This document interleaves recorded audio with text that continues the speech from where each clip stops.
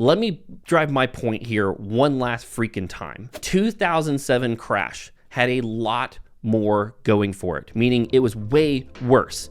And he's expecting that we're gonna see similar corrections within a 12-month period of time.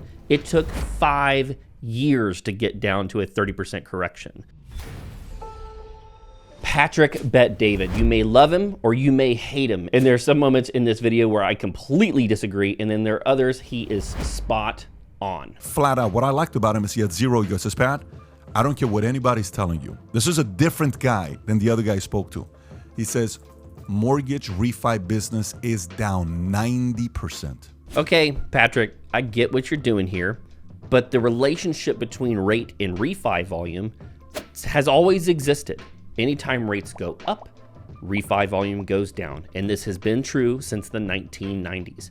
You can check the chart out right here and see what the data says. So it's very, very obvious that the more drastic the increase, the more drastic the decrease. But this has happened before in history. Obviously, no one wants to refi out at a high rate and increase their mortgage payment. That doesn't make sense. 90% is down. We're doing no refis. We're doing none of that stuff. Do you have the Yahoo Finance article about Las Vegas, how Las Vegas Board of Realty, they asked them, they said, so what's happening with, because you know, the way to judge it is to find out the Board of Realty in each city and state and how they're doing. And a lot of times they judge it based on Las Vegas. So watch this article here. Housing market activity is crashing and it threatens to push U.S. into recession just like it did in 81 and 2008. Gotta love copywriters. They're really good. They have to do headlines. That's what gets attention. If it bleeds, it leads, right? If you look at the data, there you go in the middle. Zoom in a little bit. Las Vegas is one of the leading indicators for home price action in the housing market like we saw in 2008. And the frenzy, recent frenzy, we are absolutely feeling the heat here. The buyer pool has, for the most part, dried up, says real estate agent in Las Vegas to Fortune Gold. All right, let me pause there real quick. One, you should never take data points from one individual. N of one for like food elimination from your diet is fine. Hey, this worked for me when I cut eggs out of my diet. But if you're talking to one real estate agent to give you the full pulse of the entire market, that is incredibly foolish. I've had moments in my career where my most busy months were in January or February, which according to the data are the slowest months of the year on total. Plus, if you look up who this agent is, she's done 2 sales in the last 12 months. Why would you do that? Why? It's because it's confirmation bias. And Yahoo News, just like any other news cycle, is trying to do something called fear and greed. Realtors are feeling it big time as well. I put a call into the Greater Las Vegas Association of Realtors. An employee I spoke with said that they were averaging 300 new members every month, which means like 300 new realtors every month. This month, she has estimated 120. However, she's been processing about 30 realtor withdrawals a day. Okay, again, I understand the data point that you're looking at. Anytime that it's easy to make money, the more and more, and this is historic, you can go and look at this on any market. When prices are going up and sales are easy, the amount of applications for real estate agents goes up and goes up dramatically. As soon as it becomes hard and it's actually a more difficult market to be an actual professional and less settled sales are happening, there are less agents that are in the marketplace. Real estate agents, just like the general public, tend to be very susceptible to positive and negative news. If there's a bunch of negative news in the market, a lot of agents get out of the market. And by the way, in every single marketplace, 50% of the realtors don't do any business. This makes sense. Is this a good time to buy? And my advice is very simple. If you're thinking about buying a house today, buy a house today. But make the offer you would make a year from today. Okay, here's where I'm going to very much disagree with Patrick. One, you should be buying when it makes first financial sense for your individual financial decision. 2, do not buy more house than you can afford. You do not want to be house poor. Now, is that more difficult as interest rates rise? Well, yeah, duh, obviously. So make sure that you're conservative on your numbers. 3, we're entering into a marketplace where there's a lot of fear, so there are deals to be had. 6 to 9 months ago, you were not getting any seller's concessions to help pay for your closing cost assistance. The majority of the contracts that we've written in the last few months have had at least some, if not all of it, paid for. So if you're buying $1 million home, make a 770 offer. So this is the part that I think is absolutely hilarious.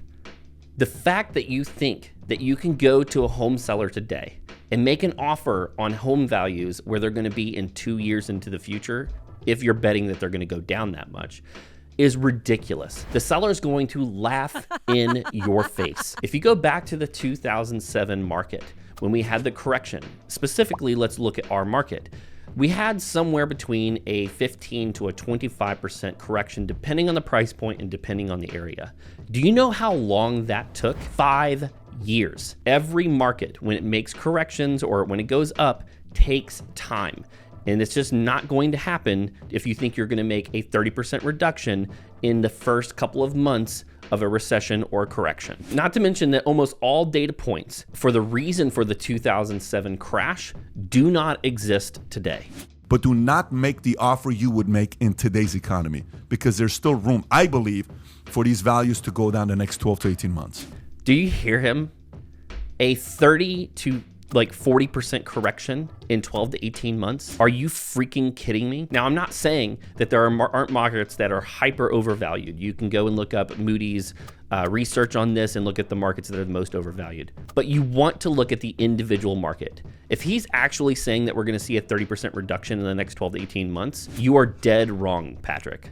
Yeah, Zillow is showing, this is the average run-up of the last year. And so we don't want to say the address or anything on here, but you can take a look at that, Pat. You see that lump? That skyrocket right there over the last 12 months is an illusion. All right. Again, cherry picking data. This is one home. This Zillow's estimate history is for an individual home. 2, on this individual home, if you go look at the actual sales history, it sold for $775,000. It was built in 2000. Do you know what happened after they bought that house? They completely renovated the kitchen, completely renovated all the bathrooms, completely renovated the entire master suite, and added landscaping in the back. Plus, we've had, in this specific area, an increase in values. Now, this is 2 different arguments. One is an argument, is this house individually overpriced? But to say the entire Boca Raton market has increased this much by looking at an individual property that's been renovated is totally misleading. So if you were going to go buy this house right now, you would go in there and say probably 1.1. That's exactly what I'd be making $1 million offer on that. That's exactly your advice, Pat, is absolutely true. Let me drive this point home one more time. The fact that they think that you can go to the seller and write a 1.1 offer after it's been renovated and have them accept. They have to accept the offer. Why would they accept that? The only reason someone would accept an offer like this if it's a distressed sale. And so I'm not even going to go down the path of how many places are actually in foreclosure or what distressed means, but the numbers aren't there either. So I don't like this advice. I think it's completely foolish. I understand where he's coming from. If you can look at the data and the market is actually overvalued, that's one argument. But to think that they can make the offer on this property that's been perfectly renovated and also misinterpret the data is completely foolish. I look at it this way. I did a little research for some numbers, or some basic numbers. I'll do this really quick. Right now, let's say someone was buying a $500,000 house. That's it. And you're going to do a 30-year fixed, and you're going to put 20% down. So standard deal. In March of this year, you would have had a 3.5% mortgage or an $1,800 payment. Yeah, true. Reasonable, for a family. Right now, at 7.5%, that's $2,800, up $1,000. Fair point. 10.25%, where you and I both think this is going, it's double, $3,600. Oh, it's going there. Okay, so I agree with him up to the point where he said, oh, it's going there. No one knows. At the very beginning of the year, I believe I said in a couple of my YouTube videos that I thought interest rates were going to probably go up between 5 and 7%. That's where they're at today. I adjusted my predictions as we went, and the data proved otherwise, that it was probably going to go up. Could they go to 10%? It's possible. I don't know if that's actually true. What ends up happening is the lenders actually adjust as they go along based on the predictions of where it's going to go. So that has already been priced into the market to a certain degree. Just yesterday, the Fed basically said we're going to go up another 75 basis points, but they didn't go up a full 75 basis points. It only went up maybe about 1/8%. So the buyers are being crushed. Now let's go the other way. Let's say the $1,800 was all that I could afford as a buyer. When the interest rate's at 7.5, the $500,000 house I can afford, I can only afford a $325,000 house. Okay, this assumes that people are only making decisions based off of what the mortgage is. The reality is every buyer in any point in history of time has always had to compare what is it that I can buy in comparison to what I can rent for the same amount of money. And so, yes, unfortunately, what I think is actually going to happen is that we're going to have a continued dialogue of home and housing unaffordability or burdened rate. So like what proportion of people's incomes are they spending on housing? And so I just don't see this changing anytime soon. And I have more data to show you here in a second on why I think that is true. So my buying power is down almost 40%. So what you have right now, if you are out there and you have to change jobs, you're being forced to go to another city right now, I would seriously consider not dumping the house you have, lease the house you have, because you're not going to be able to sell it right now. All right, so let me jump into some data here. One, I do really like that last piece of advice. Do not sell your house if you don't have to. Turn around and lease it. As inflation rises, rents tend to also rise, and it's highly likely that your home is going to continue to rent for more money. Why, when you have a fixed rate interest rate, your mortgage payment is going to remain the same. So hold on to that property for as long as possible. Let me prove a point here. The average home tenure is increasing, not decreasing. It has gone up from the 80s and 90s from about 5 to 7 years average tenure to today at 13.2 years. And specifically, the average tenure in Virginia Beach right now is 13.7 years. It has gone longer. The longer people stay in their homes, the more equity they have, the less likely it is that they're going to be a distressed sale. Not to mention that the tappable equity, the equity that people can actually get out of their homes if they need it, is at a record high today.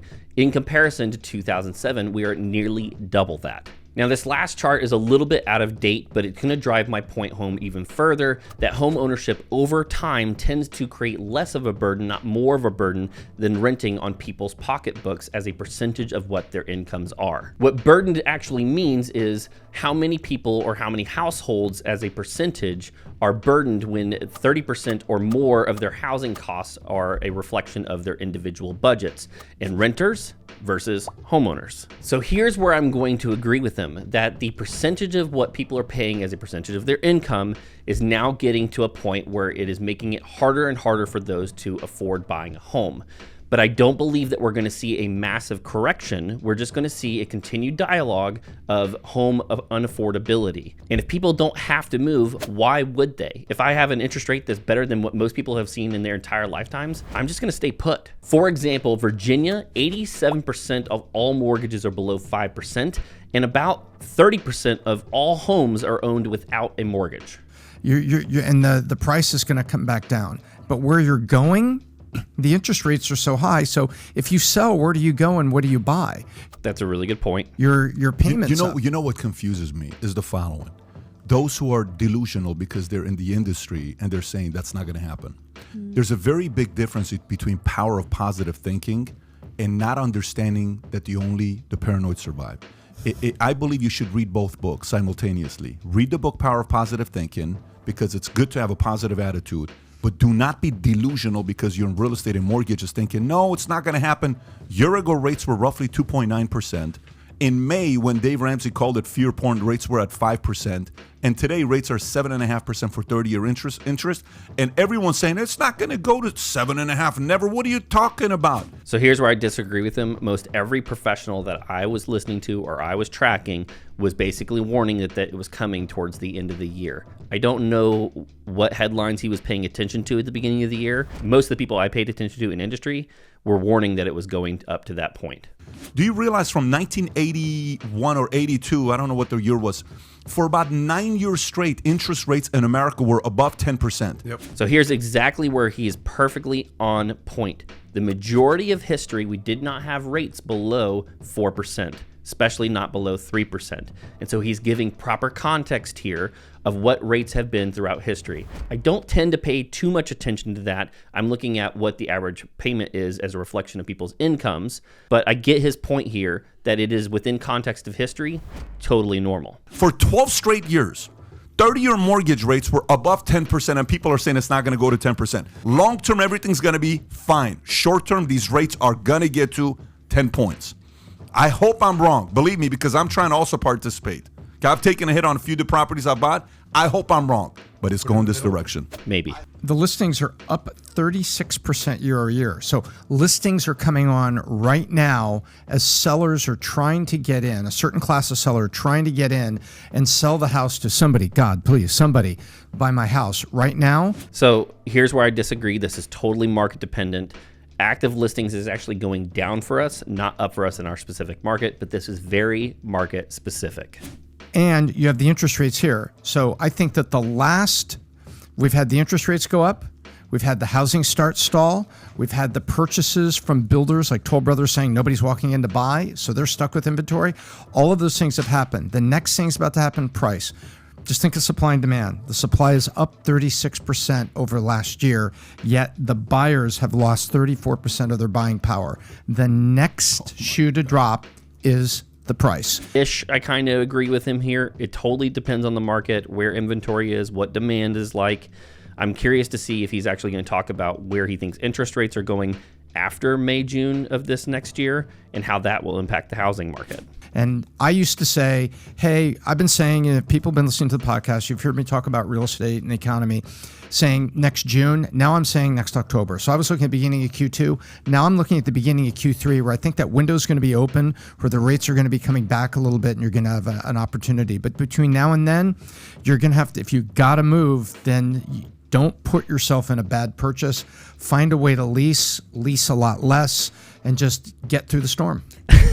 This is my exact point I was going back to earlier. Yes, they're preaching a little bit of gloom and doom, or honestly, a lot of gloom and doom here, but he just dialed back himself, saying he thinks interest rates are going to dial back sometime into late next year, and that we're going to see these massive corrections within less than a year. Let me drive my point here one last freaking time. 2007 crash had a lot more going for it, meaning it was way worse. And he's expecting that we're going to see similar corrections within a 12-month period of time. It took 5 years to get down to a 30% correction. I don't know how he's coming up with his conclusions, but I think you are off your rocker on these conclusions.